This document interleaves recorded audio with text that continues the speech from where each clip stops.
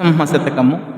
భావంబు నీ నామ భజన గోరుచునుండు, జిహ్వ నీ కీర్తనల్ చేయగోరు, హస్తయుగ్మంబు నిన్నర్చింపగోరును, కర్ణముల్ నీ మీద కదలుగోరు, తనువు నీ సేవయే గణముగా గోరును, నయనముల్ నీ దర్శనంబు గోరు, మూర్ధంబు నీ పదంబుల మ్రొక్కగా గోరు, ఆత్మ నీదయ్యుండు వరసి చూడ, స్వప్నములనైన నేవేల సంతతమున బుద్ధి నీ పాదములయందు భూనియుండు, భూషణ వికాస శ్రీధర్మపుర నివాస, దుష్ట సంహార నరసింహ దురిత దూర.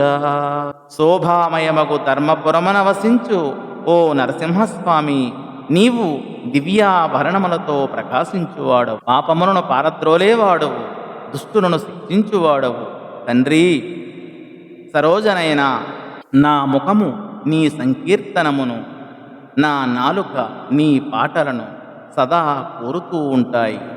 నా చేతులు నీకు పూజ చేయాలని ఉంటాయి, చెవులు నీ కథలను ఆలకించాలని ఉంటాయి, దేహము నీ సేవకై ఉంటుంది, కళ్ళు నీ దర్శనానికై ఉంటాయి, శిరస్సు నీకు ప్రణామము చేయాలని బలాటపడుతూ ఉంటుంది, ఆత్మ నీకు అంకితమై ఉంది.